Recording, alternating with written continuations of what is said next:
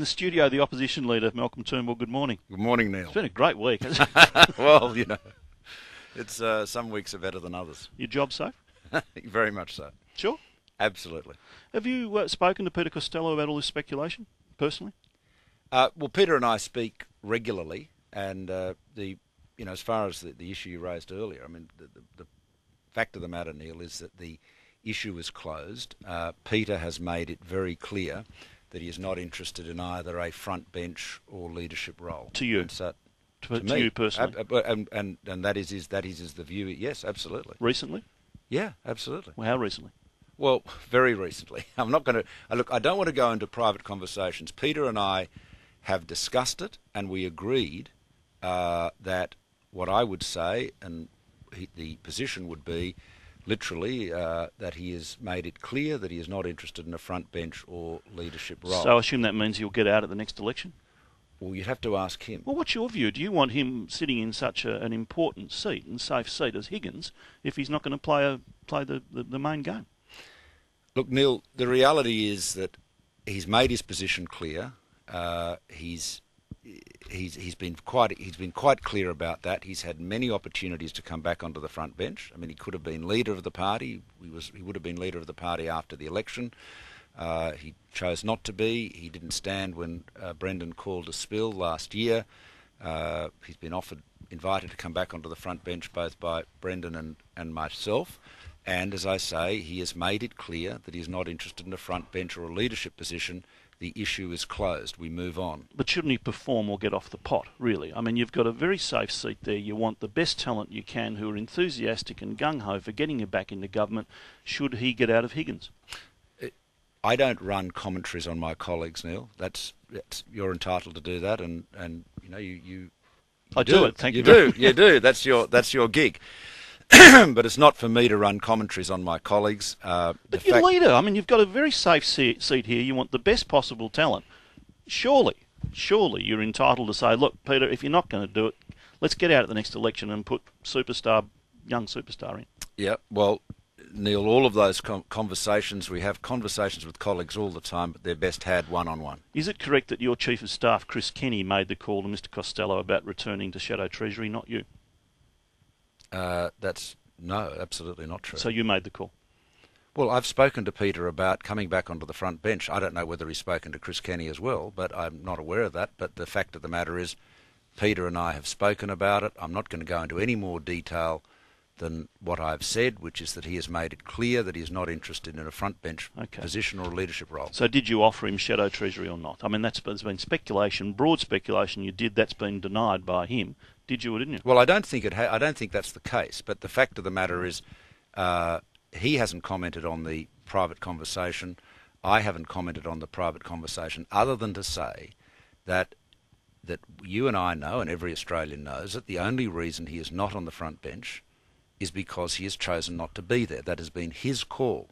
He's been invited to come back by me on several occasions, as indeed by Brendan. But I think we must now move on, because the issue is closed. Peter's position has been made clear on a number of occasions, and it is, as I've said in the words that he and I have both agreed is the appropriate way to describe his position, he has no interest in a front bench position or a leadership role at any stage. That is the phrase the words that I've given you is what we've agreed. I assume that means at any stage, but that these are questions you've got to put to him. Oh yeah, I have and I will. No, you have. In fact, I mean, I think what I just said to you, as I recall now, Neil, I think he made pretty much said those words pretty much in an interview with you not so long ago. On the 6th of February. Yeah. Okay. Well, there you go. There you are. Why don't we believe him? Well, I believe him. I accept him. You've got to judge people by their words and their actions. If Peter wanted to be on the front bench, he'd be there, right? So the only reason he isn't there is because he doesn't want to be there. You don't feel it's a bit destabilising for you? You think it's a media invention? Well, it's certainly diverting, because we're spending time talking about it instead of talking about jobs. I mean, when I was out at Maroondah yesterday at a jobs forum, it's funny, nobody raised Peter Costello, but there was a lot of concern about jobs. There was a lot of concern about the impact that government policies or lack of new policies were having on jobs and the ability of small businesses to keep people in work. So that was the focus there. And oddly enough, unlike a lot of our friends in the media, they didn't have any interest at all in internal Liberal Party personalities. They were really concerned about keeping their businesses and their employees together. Yeah, I think that's a fair point, but I think there might be a bit of concern about Tony Abbott. It's not too smart suggesting pensioners shouldn't get the $35, is it? Well, Neil, I don't think that's what he said. The position is we support an increase in the pension. Our policy is, and Tony's fully aware of this, is that our policy is that we support the single-age pension being increased to 2/3 of the... But he was talking about finding other ways of helping them rather than money, direct money. Well, I think what Tony was doing was reflecting on the budgetary constraints that were going to be imposed, that were there in large measure because of the Rudd government's spend-a-thon that they've been undertaking.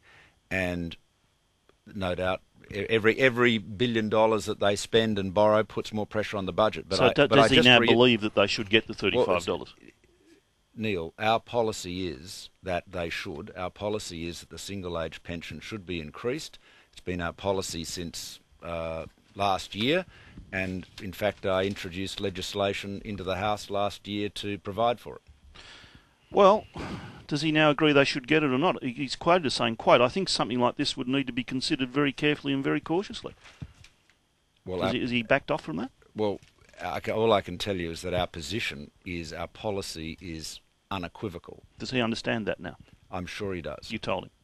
I'm sure, yeah. Pretty amazing he didn't understand it, wasn't it? Well, Neil, again, I'm not going to run a commentary on colleagues, but within moments of the press reporting that there'd been some deviation from our policy, Warren Truss, who's the leader of the Nationals, was on the radio reaffirming what our policy was, and I just say to you and to pensioners listening to us this morning that we are totally committed to pensioners receiving an increase in that single-age pension and its counterparts. And what would the married pensioners get, do you think? Well, again, that we'll look at the outcome of the review. The focus of our policy was an increase in the single-age pension to bring it up to that 2/3. It's roughly $30 a week. That's where that figure comes from, but it's bringing it to 2/3 of the couple rate. Now, just one more thing on the matter of internal issues. This bloke you sacked, Senator Cory Bernardi. How long's he been there? Who is he? Never heard of him. Well, there you go. Now you have. That's not a very nice way to hear of him, though. Well, has he been there a while? Not a long time, no. But he. Okay. But look,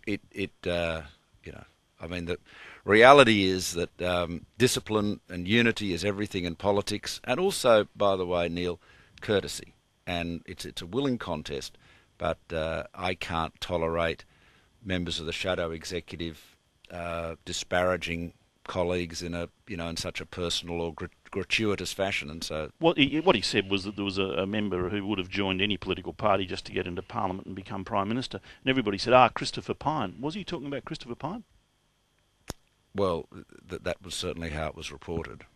What do you think? You're the one who sacked him. Look, Neil, I don't want to go into it any further. I think it was. I think the consequences of that those remarks were inevitable and appropriate. Will he come back to the front bench when he's served a bit of penance? Oh, look, he may well do so. He's a very talented young man. All political careers, or most political careers, have ups and downs, and he's done a good job in that shadow portfolio. But the fact of the matter is, we are in a team business. We have to work together. We have to be united, and disparaging each other is not acceptable. Even anonymously, which is what he did. It's not. It's not acceptable in any context. Have you spoken to Christopher Pyne about it? Yeah, I speak to my colleagues all the time. Did you go around them all and say he might be talking about you? Neil, I talk to my colleagues all the time, and okay. I talk to Christopher a lot, obviously. Okay, can I ask you about Senator Minchin, because he seemed to be supporting Senator Bernardi. You've spoken to Senator Minchin overnight?